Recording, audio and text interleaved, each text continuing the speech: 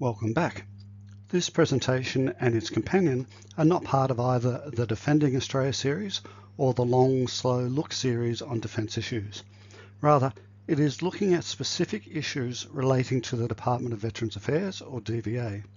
I'll be using two case studies to look at how DVA conducted investigations and handled complaints on the same at the beginning of this century. The following is drawn from reports I prepared on DVA's interactions with two persons, that being Lieutenant Commander John Atkins, retired, and a non-veteran whom I'll just call Mike. Combined, these reports ran to nearly 300 pages, including supporting documentation. All of the supporting documents were obtained under FOI. In both cases, I asked for nothing more than an independent review of the matters identified in these reports. DVA's treatment of John did get an independent review. Mike's did not. In this presentation, I am not going to recount the reports in full, but instead focus on the behaviour of DVA's legal and investigation teams. Please note that, due to the length of this presentation, I've made a separate presentation on the crisis that is payment for services by DVA advocates, as well as discussing governance in APS agencies for fraud investigations. John's parents signed him up for a long-term Royal Australian Navy indentureship. The term of the indenture was for an extraordinary 22 years. He was 13 when he entered the Navy as a cadet midshipman. When I found out this fact, I was personally astonished that the Royal Australian Navy signed up children this young, let alone the length of the indenture. It was bad enough that John was 13. He was to immediately suffer institutionalised physical and sexual abuse. Conversely, Mike was not a victim of abuse within the ADF. Instead, his mother was 15 years old when she was raped by a veteran. As was common back in those days, the newborn child was put into care overseen by the Queensland government, and from a much younger age than John, Mike's entire childhood was one of institutionalisation. I simply cannot imagine what it was like to have your earliest memories to be one of physical and sexual abuse, to lie in bed fearing what the next few hours or days would bring. Late in their lives, their experiences had created two quite remarkable men, friendly and open, honest about their experiences but very isolated, extremely distrustful of authority, especially government agencies, and very quick to arc up. This made them the very worst type of person to deal with a government agency like DVA. It demands conformity in process and language. As an example, making an application to DVA is a process so arcane that rather than simplify it, they are constantly training advocates who put the words of applicants, many of whom are struggling men and women, into acceptable jargon and formats that allows DVA to follow its preferred processes. The complexity is staggering. This handbook for advocates runs to over 300 pages. What this means is that, overwhelmingly, DVA deals efficiently with the routine. However, outliers struggle, and Mike and John are the classic outliers. As you can see, John and Mike's background are vastly different, and yet almost identical. The commonality in both cases explains what went wrong in DVA.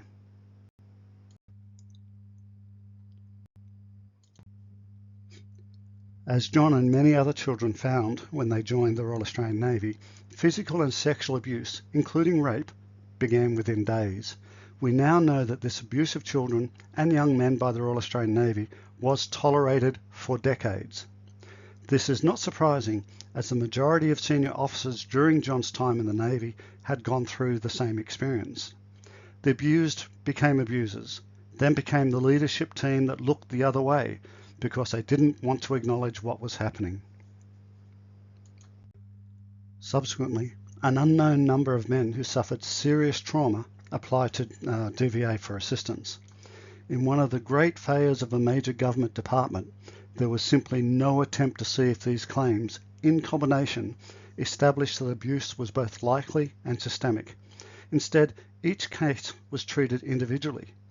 DVA would contact the Navy seeking proof for the claim, and despite the abuse being well known by senior officers in the Navy would write back and state there was no evidence at all.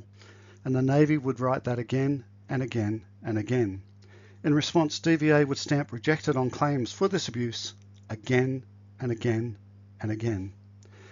If DVA had acted correctly, the abuse would have stopped much sooner. Victims would have been listened to and structures put in place to help them. DVA simply missed the chance. Note the last quote from the Royal Commission.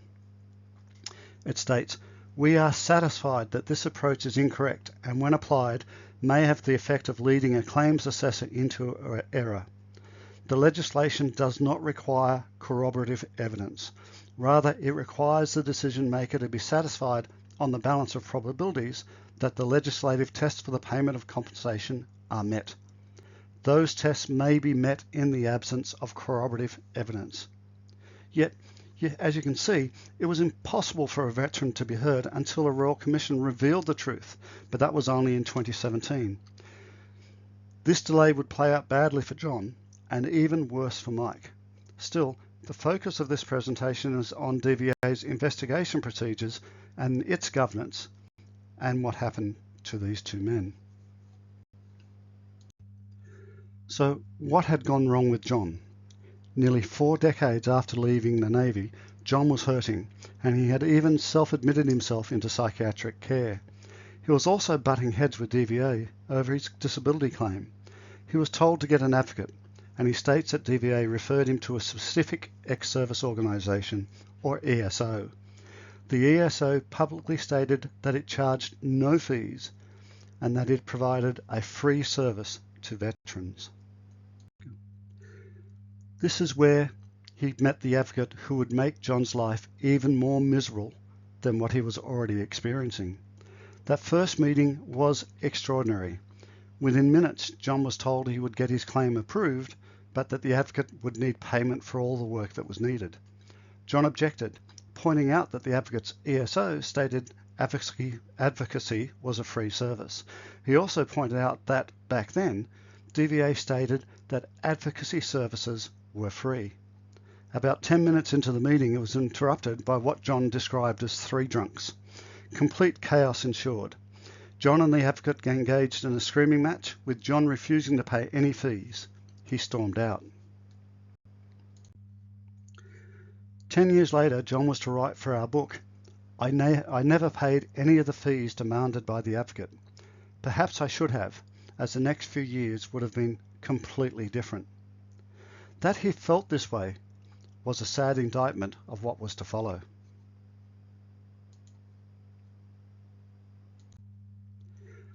The result of the meeting between John and the advocate were 2 separate denunciations.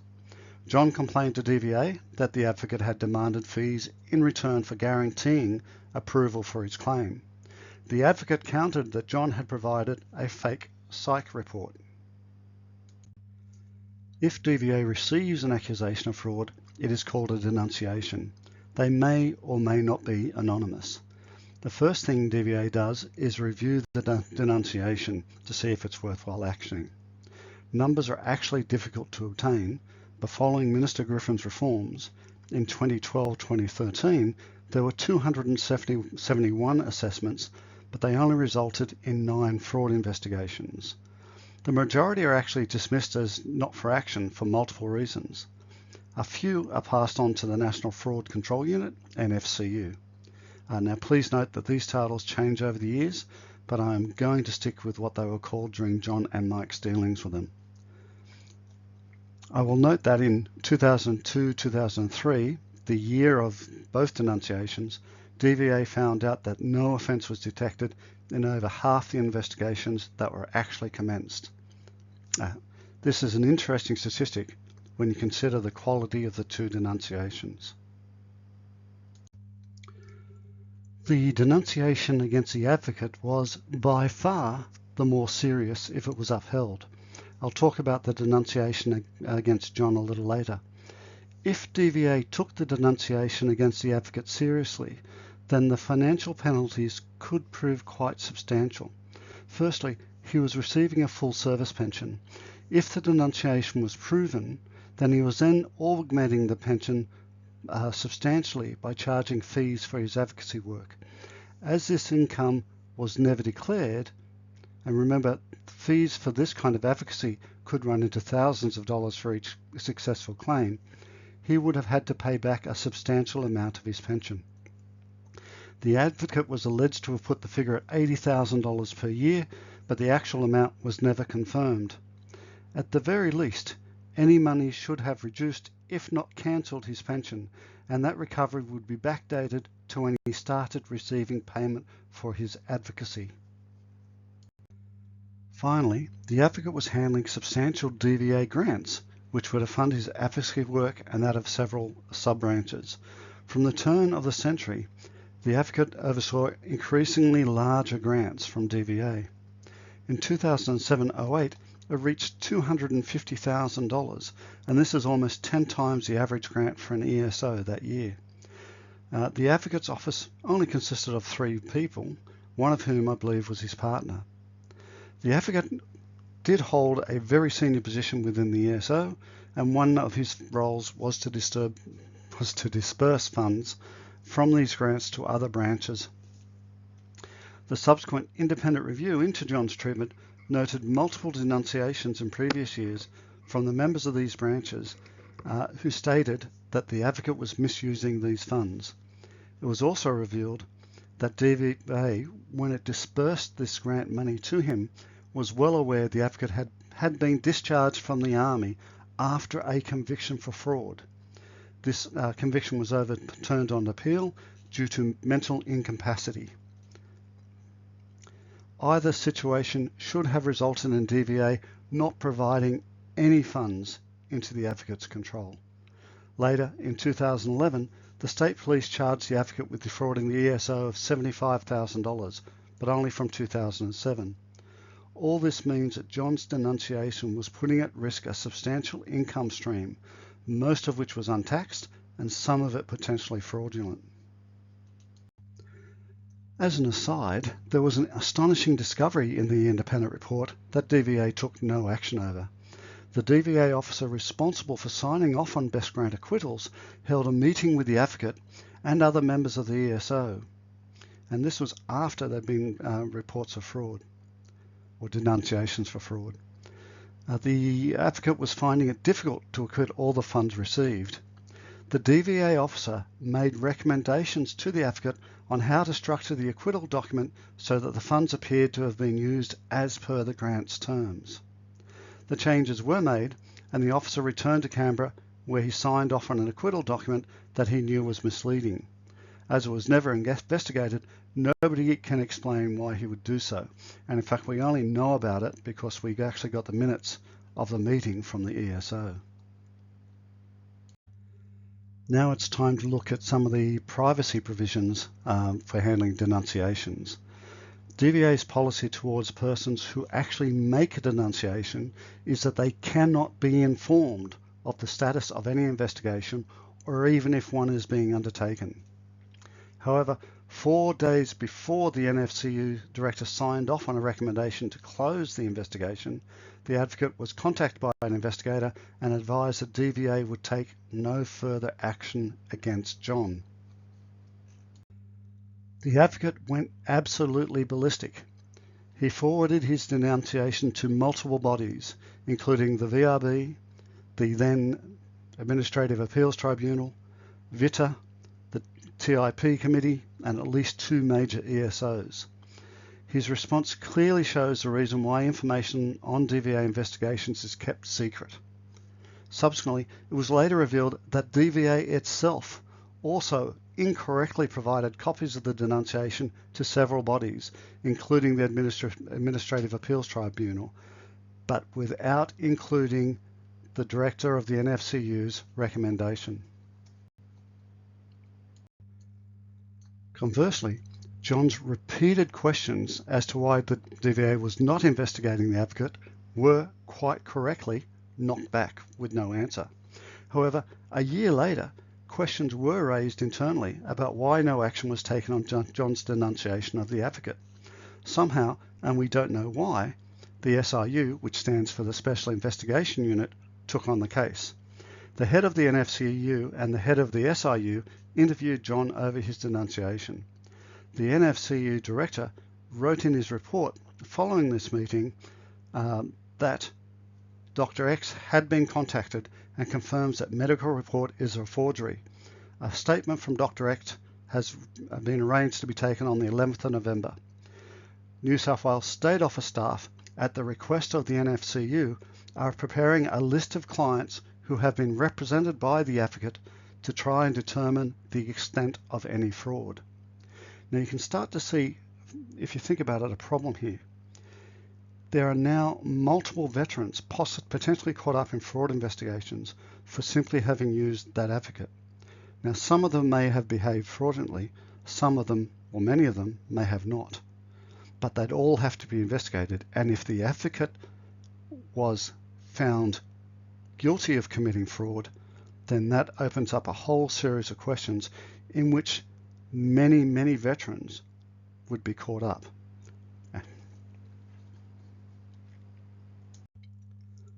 However, the head of the SRU never wrote any report on the outcome of this interview. Instead, quite astonishingly, the NFCU was completely cut out of any further involvement, even though they had already commenced further inquiries on the advocate and his clients. The SRU was to take over and commenced an investigation of John. A month after John's interview, they did conduct that formal interview with his psychiatrist. The doctor again confirmed that the psych report prepared in his name was fraudulent, but noted that John was incapable of writing the report. Now, neither I nor the independent reviewer were able to find evidence of any further investigation by the SRU. All that we found was a response by the CDPP to a submission lodged by the SRU, a submission that has really just vanished. Now, what did the CDP think of this SRU brief? It was pretty scathing, but note the last line because it is absolutely fascinating. Basically, the CDPP is unclear from DVA's brief just what the hell are they investigating. A person of interest in DVA's legal team now starts to play a significant role. I'll just call him the director. It was on his instructions that information on the denunciation was provided to the AAT. The director would take the lead on all communication with John and anybody else who inquired on his behalf, and those responses can be quite breathtaking. 6 months after taking a statement from the doctor, who both cleared John and confirmed the psych report was a forgery, DVA's legal team would write to the then Prime Minister that, as at 21 June 2004, the NFCU fraud investigators are still to finalise the brief of evidence to the DPP relating to the advocate's allegations. Difficulties in obtaining witness statements is delaying the finalisation of this matter. Now, first of all, obviously, it was the SRU, so they've made a clear mistake there. But the other mistake, or shall we say the other omission, is it's unclear just whom DVA is still chasing for a witness statement. They certainly never interviewed anybody else after this letter was sent. At this point, John was desperately trying to get someone to listen to him, but his letters were poorly written, very intense, followed a scattergun approach, and were therefore purely counterproductive. It was not helped by the fact that, just as in this letter here to the Prime Minister, DVA's legal team would always state that John was subject to an ongoing fraud investigation. It usually ended any further inquiry by multiple agencies or elected officials. This happened consistently for a decade and only stopped when the independent report was accepted. It reached the point that, in multiple letters, given the length and time and lack of action, John asked DVA to clear his name. DVA wrote back that it was not their role to prove his innocence, that only a court could do so. John then repeatedly begged them to charge him so that he could prove his innocence in court. DVA refused. In a truly dreadful aside, confirming a veteran's innocence was precisely what DVA did in a different case. The veteran that was the subject of this story committed suicide in a most horrible way, following an incredible 2-year investigation that resulted from an anonymous denunciation that lacked any detail whatsoever. Like John and Mike, it happened early in the century, in 2006. The only action taken by DVA in those 2 years was a single interview of the veteran himself. After his suicide, and only after the political fallout resulting from his suicide, was DVA to write and formally advise the widow that her husband was posthumously cleared of any wrongdoing. So, despite what they wrote to John, and what Mike was to experience later, DVA can, in fact, clear them of any wrongdoing. Of course, that would mean that DVA could no longer state either men were subject to an ongoing fraud investigation. Now, what happened to this veteran that was the subject of this story during the years leading up to his death was completely disgusting. I've included links to the background provided by his ESO, the ABC News report, and especially the ruling of the full bench of the ACT Supreme Court. I would recommend everybody to read the ruling summary of DVA's argument. It's truly frightening. I would also note that the director, given his position, almost certainly played a major role in preparing DVA's defence. After the ACT Supreme Court's ruling, DVA negotiated a private settlement. Now, I've gone on too much as it is, so I'll wind up this section. In response to my report, DVA engaged an independent consultant to review the issues I raised. A great deal of additional information was actually obtained from this report that I had never seen before. After the independent review was completed, DVA's then acting secretary, Ms. Liz Cousin, was to write to John on 2nd of September 2011 and state, while the department cannot change events that occurred in the past, it may be comforting to note that the consultant commented in his report that if a case similar to yours was to occur today, the process of testing the allegations and investigating the matter would be quite different. John actually took that response better than me. In the preceding months, he was in a bad way. In fact, for a better part of a month, I refused to discuss anything to do with DVA and the progress of the independent report by DVA's consultant. Instead, I just sent him funny anecdotes from my past. I think he was just relieved it was over when Ms. Cousin finally sent her letter, and that's when he raised the idea of writing a book to tell his story. However, in response to Ms. Cousin's letter, it was my turn to go ballistic. How could you say it gives him comfort and not apologise?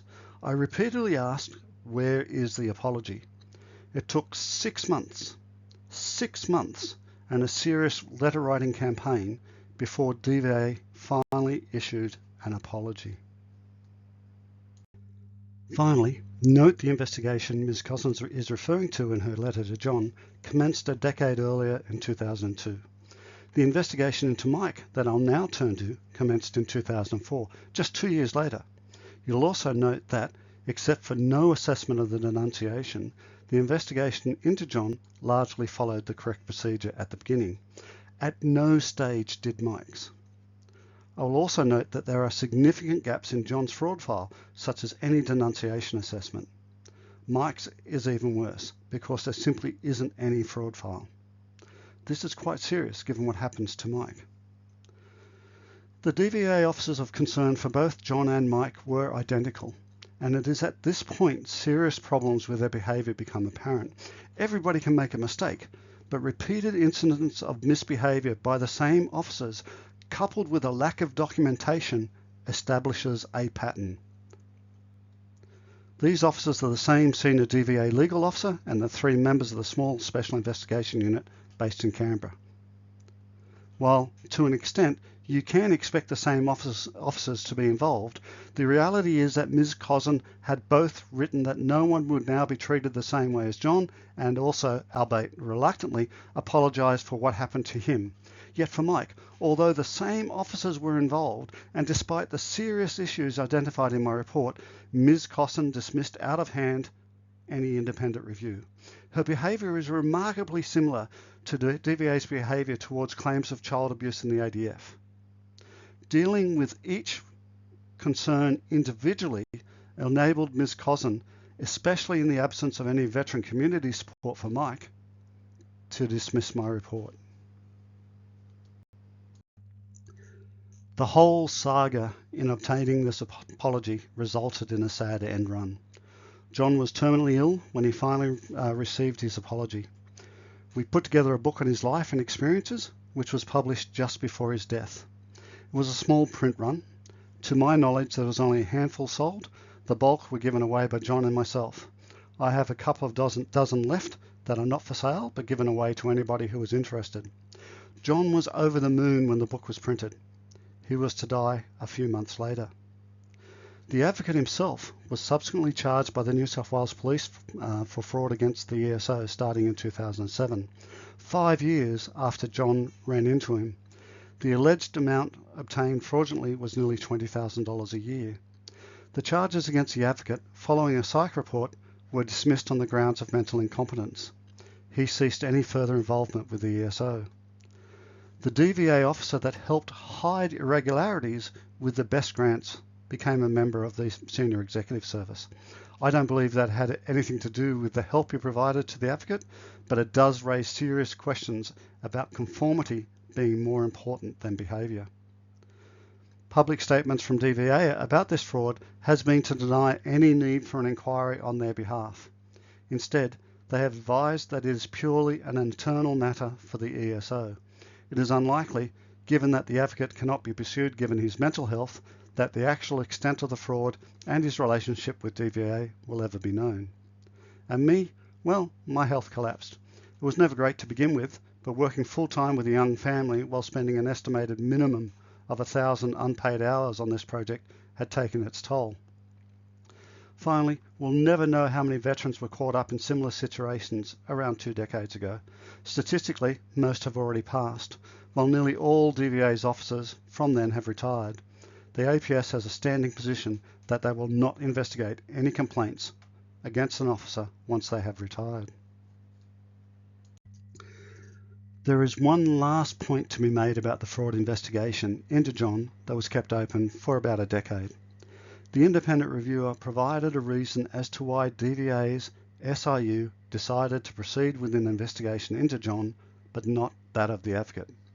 Based on advice from DVA's principal legal officer, and note, the advice was from the principal legal officer and not from the director of the NFCU, the consultant was to state that DVA had to investigate John because the department was obliged to act in response to an allegation that had been advised to a wide range of bodies or people by the advocate.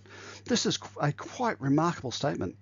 Firstly, none of these people or groups were entitled to know anything, even just whether there was an actual investigation taking place. Secondly, these parties knowing of the complaints should never have been the basis for any ongoing investigation. And finally, their knowledge should never have been the reason for the investigators failing to close the investigation, even though there were no more steps they could take. It is quite a remarkable bit of advice from DVA's principal legal advisor to this consultant. In the end, there were 3 options. Either the SIU was going rogue, and they were determined to get John despite evidence statements and CDPP criticisms. They were acting under the instructions of DVA's legal team. There is some support for this based on Mike's experience that I will discuss next, or something else was going on. What we now know from public reports and the independent reviewer is that there was a complete breakdown in confidentiality within DVA in relation to denunciations of any type. This is an ABC report stating quite clearly that public servants within DVA were providing information to a group known as ANZMI because of their efforts in exposing fake claims of service. Regardless of the behaviour of the people accused, and I find it revolting if it was true, the actual release of information by these DVA officers was a gross breach of privacy, and it was provided to a kangaroo court without any protection for the accused persons. Honestly, way back then, even I was surprised that, following this article, absolutely nothing happened. Once again, this and the treatment of John and Mike establishes a somewhat cavalier pattern of behaviour within DVA. Keeping the focus on John just for a little bit longer, and I'm going to be deliberately quite controversial here, the persons and groups DVA were talking to about John were important members of the ESO community. Remember, that's the reason that the principal legal advisor gave to the consultant as to why DVA had to keep on investigating him.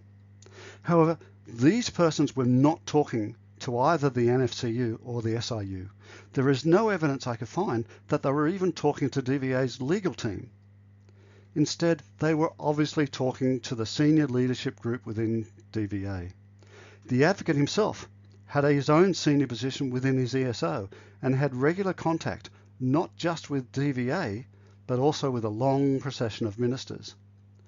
The only real interpretation of the review's statement that makes any sense is that members of DVA's Senior Executive Service, the SES, were discussing the case externally with senior members of the ESO community, and up near the top was the advocate. It was this group of senior DVA public servants who not only instructed SIU to commence their investigation, but subsequently instructed the SIU to keep the investigation open. This broke all the rules for ensuring internal procedures were followed, confidentiality for the accused, and simple fairness for DVA's investigation. The SIU hadn't gone rogue. It seems to have simply become the personal enforcement arm of one or more senior DVA officers. While we'll never know exactly how many veterans or their families were caught up in this maelstrom, I do know that 2 years after John's ordeal started, Mike walked right into the middle of it. It's time for a look at parts of Mike's experience which, like John, cover his dealings with DVA's investigators and legal teams. Also, like John, interested third parties were told by DVA that Mike was an active participant in fraudulent behaviour. However, quite bizarrely, DVA had never even begun any fraud investigation, and there is no evidence anywhere to support that statement. So how did we get to the point that DVA once again uses accusation of fraud to deflect any inquiries?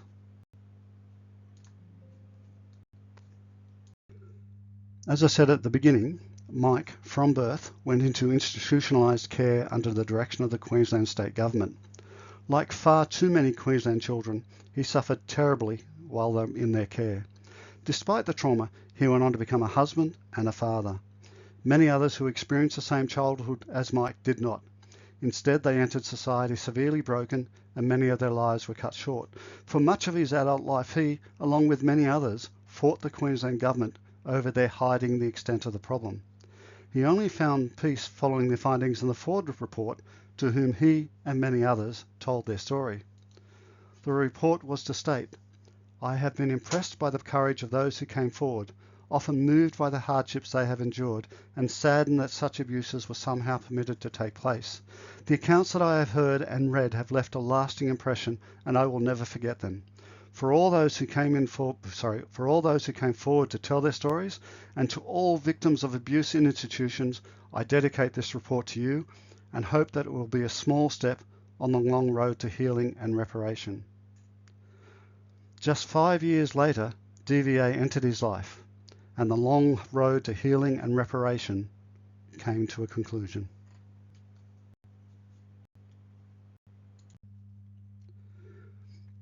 Now, DVA entered his life because something quite extraordinary happened. His biological father passed, and his father was receiving a service pension. As a result, for the first time in his life, Mike had a windfall stemming from the trauma he suffered as a child. At a little over $200,000, it was certainly not a large one. It was a good one, but it was not a large one. What was interesting was where the bulk came from. But then what followed only added to his childhood trauma. In the end, DVA would recover almost half of that estate. Mike's biological father, from now on I'll call him the veteran, fled Australia after the rape of Mike's 15-year-old mother. He spent the rest of his life living with a large Greek community in Baltimore. 30 years later, in 1988, he returned to Australia and successfully applied to DVA for a service pension. While in Australia, the veteran is believed to have lived with a sibling and at least one nephew on the Gold Coast. Importantly, and this is at the heart of Mike's issues with DVA, after the service pension was approved, he went into DVA and personally advised them that he was returning to America. A note was put on his file proving that he advised DVA that he was leaving Australia. This is where it gets interesting. The residency requirements for the pension required the veteran to live in Australia for at least 1 year. If he returned to America within that year, then the veteran was not entitled to the pension. It was clear that the DVA staff with whom he was talking and whom he advised that he was returning to America did not understand the residency requirements. In my report, there is a much more detailed discussion I raised on the implications surrounding this mistake and DVA's subsequent determinations. I am excluding almost all of that discussion from this presentation due to time. Having said that, it is important to note that neither DVA nor I can possibly know what the veteran would have done if the correct advice was given. Later, he would self-report changes to his bank account, so we do know that, at least in these matters, he adhered to the letter of the law. It is not unreasonable, but unprovable, to believe that if he was told by DVA staff of the residency requirements, he may well have just stayed in Australia for the required year. How can I say that? Because there is nothing that I've discovered about this veteran that would suggest he was anything but a grifter with an enormous sense of entitlement. The primary purpose of his return to Australia was the service pension. He wanted it because he was eligible for it. End of story. Again, how can I say that? The veteran simply never touched his pension, or virtually never touched his pension. Over the next 15 years, the bulk of it simply accrued. On the 30th of October 1995, $60,000 was withdrawn, with another $30,000 the next year on the 16th of October 1996. That was the entire pension to those dates. Later, there is an interesting development that I'll point out. But one problem we have is that the bank records don't go back further than 1996. So we don't actually know where the funds went. The only reason DVA knows about the $60,000 withdrawal was because the veteran had to have self-reported. After that, there were only 3 small withdrawals, which corresponded with the dates he returned to Australia for short stays. Upon his death at the end of 2003, an incredible sum of $146,000 had accrued in his bank account. In the veteran's will, all his estate, obviously including the funds in his account, went to his sole biological heir, who was Michael. Why? We'll never know why the veteran used so little of the money in the account or what the withdrawals were used for. Did he always plan on any inheritance going to Mike because of what the child he'd abandoned had suffered in care?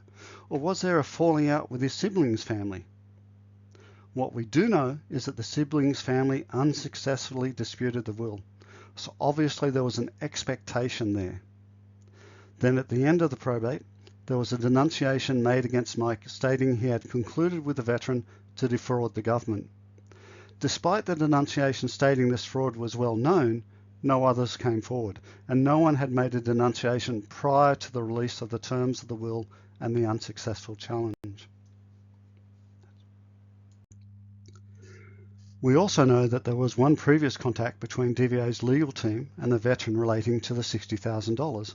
It's a little unclear as there is a complete absence of any documentation, but it appears to have been the discussion appears to have been about whether it was a gift or not. If it was a gift, it would have reduced his pension based on the interest he would have earned if the gift was not made. DVA did temporarily reduce his pension, but then they reinstated it in full. This would suggest the veteran provided proof that it was not a gift. However, I will emphasise it is unclear as there is no record of any contact. At this point, I should note that, unlike for John, I had to fight tooth and nail for the release of any documents under FOI. The main reason appears to be the legal team. I was initially refused the fraud files for the investigation of Mike because the files requested were too large and it was a waste of departmental resources. Most of the rest of the FOI request was for specific documents, so I deleted them, but I was not going to back down on the fraud files and said so. Subsequently, DVA was forced to state that, in fact, there were no fraud files, either with the NFCU or the SIU. Think that through. I was refused access because the job was too big. Then DVA was forced to say the allegedly large pile of documents used to refuse the FOI actually never existed. The absence of any fraud file is incredibly important for what followed, and because of that, DVA's attempt to hide that absence, or hide their absence, is of serious concern. Once again, I'll note that the process for denunciations was for NFCU to assess it as to see whether any action should be taken. Instead, for Mike, SIU took on the investigation without any assessment of the denunciation. Note that this investigation's name does not appear in any correspondence relating to their earlier dealings with John that I discussed previously. Regardless of what led to the denunciation making its way to this officer, I will emphasise that the actions of this SIU officer were, apart from not creating a fraud file, spot on. However, a fraud file was required because the administrative recovery was in response to the accusation of fraud. Again, there is actually no record of why the SIU, rather than the NFCU, took on the case. Still, the investigator was thorough. He obtained the DVA account file, obtained travel and citizenship details from immigration, and as seen, also obtained copies of the bank statements. So far, so good. The SIU investigator then began an administrative recovery of the monies. I was unable to find any documentation providing reasons for this determination, which is, again, not surprising given the absence of any fraud file. This is, once more, incredibly important to what follows. 3 days before settlement of probate, Mike receives a demand from DVA for the repayment in full of the funds that had continued to accrue from the pension in the veteran saving account. The initial demand was for well over half the value of the estate. Once again, Mike believed there was a government department ruining his life. Mike's reaction, while not threatening, was not in the form DVA expected. DVA's subsequent response was no different to that experienced by John. Over the next 20 years, DVA never once gave any thought to Mike's background or his psychological state. In many ways it was worse, as because Mike was not a veteran, there was no one willing to stand with him. At this point, what was happening in DVA gets a little bit murky. The first thing is that DVA engages the Australian Government Solicitor for legal advice. The AGS is exempt from FOI, and DVA claimed all correspondence with the AGS or papers mentioning that advice as exempt due to legal privilege. I would note that the engagement of the AGS seems to have put the cart before the horse, something DVA's legal team led by the director would do so from now on. The AGS did not provide advice in the original determination to recover the monies. They were engaged to defend the determination, yet the AGS does not represent DVA at the AAT hearing. The second thing that happened is that the director started advising anybody who followed up on Mike's behalf that they had previously looked into fraudulent behaviour by not just the veteran, but also by Mike. Again, at the risk of sounding like a broken record, there were no fraud files. There was, in fact, zip to support the director's statement. This claim in response to third-party inquiries really does look quite malicious. As happened to John, Mike's real crime seems to have been annoying DVA's legal team with his constant complaints about unactioned FOI requests and for fighting their decision. In both cases, continuous statements of fraudulent behaviour seem to be about deflecting concerns about DVA's own activities. What followed went through the standard appeal process. It started with an internal review, then went to the old AAT. Please note that although I believe Mike's original representation made mistakes, I am not going to argue the decision here in this presentation. The previous information was background to what happened next, and what happens next is deeply disturbing. I would also like to add a personal note. If this was a con, as DVA alleges, then it was an extraordinarily long con. After the $60,000 withdrawal, nobody made use of the bulk of this money for over 6 years. In fact, for those who are quick with their maths, the final amount in the account is simply far too high. This is because the veteran actually made a deposit of some $57,000 in September 2000. It's seriously strange behaviour for a con. The deposit does raise other questions, but DVA never asked them. Mike's experience actually becomes a frightening example of what could happen if you pushed DVA too hard. It was much more serious than what John experienced. Note that even back then for John, the director and the SIU were warned by the CDPP against taking any action that could be seen as putting pressure on a person appealing against DVA in the Administrative Appeals Tribunal. So it is with the AAT that the behaviour of both DVA's legal team and that of the SIU becomes seriously unacceptable. They are only uncovered thanks to hard-won documents under FOI. SIU would again act outside of their procedures, and this time they were acting upon the specific instructions of the director. He instructed the SIU unofficially and via back channels to contact the American Embassy to obtain information on the veteran. Also, please note that none of these emails were ever put on file, and the officers concerned failed to release them under FOI for several years, and in fact even denied they existed. The first interesting comment in this email is why the director felt the need to promise the SIU that his team will not be making any further requests of this nature. The obvious question is, why did he feel the need to make this comment if he thought the request was legitimate and within both DVA's policies and procedures? He didn't have to make this comment if the request was reasonable. The second, equally unacceptable question or request given by the director was wanting any information that would obviate the need for the AAT hearing. Again, the AAT was adjudicating on DVA's original determination. This was clearly an attempt to find a way to put pressure on Mike to walk away from the AAT hearing. There are so many questions raised by this brief little email. Let's go back to the behaviour of the SIU. Notably, the director's request for contacting the American Embassy was not made to the original SIU officer who was based in Sydney. He is not involved at all in the subsequent email trail. Instead, it was directed to the small group of officers in the Canberra office. The two SIU officers sent the email from the director included the head of the SIU.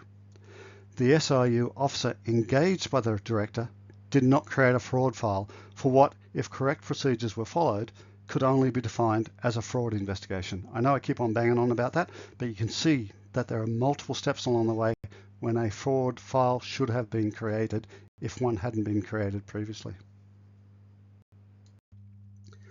What happens to these emails is incredibly important.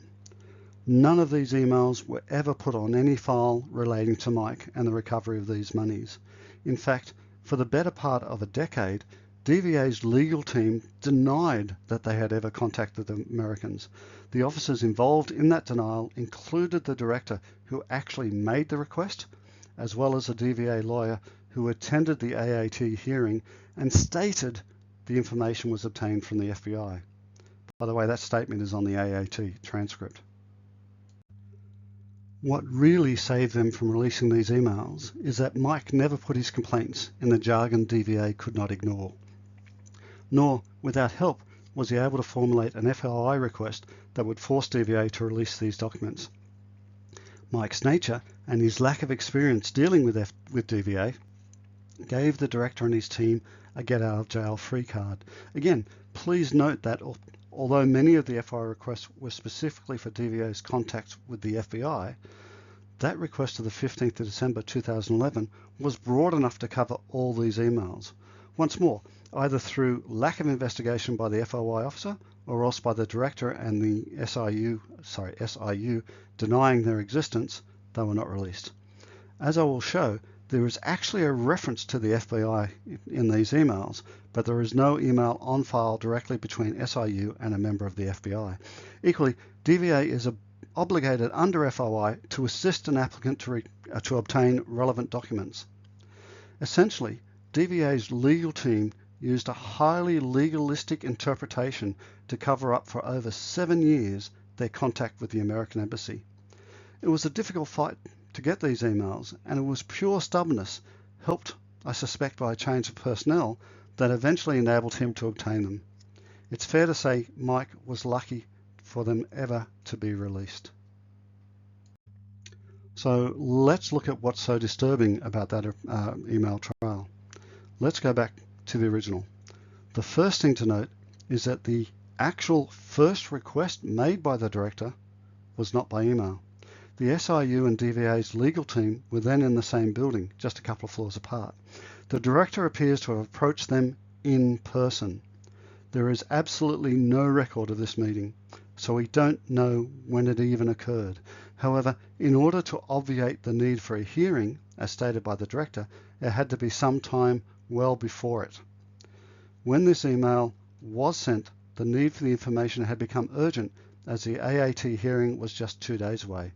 Up until this email, the director had avoided making any request in writing. So what had changed? The change was this email from the director's subordinate who had attended the AAT hearing for DVA. She followed up earlier that day in writing the request to the SIU in an email she copied to both the director and the head of the SIU. There was now a paper trail. The question that I have is, am I reading a little too much into this? Back to the director's first email. I will again note the fawning nature of his promise that he will not make any further requests like this one. Why is he saying this? Is it possible there was some pushback from the SIU about the written communication earlier that day? It is impossible to know. All we do know is that there was nothing in writing before the director's subordinate provided written proof that the SIU made an unofficial contact with the American Embassy. The next day, there is this email chain, starting with the SIU officer who contacted the American Embassy, sending the information on to the director of the SIU, and then off to the director and the legal services team. It's still not enough. The director then contacts the SIU and requests IRS records from the Americans. There are no further emails, although IRS information is provided to the AAT. There is no written contact between the director and his subordinate about this information. There is no written contact between the SIU and the lawyer and the director subordinate providing information about the IRS.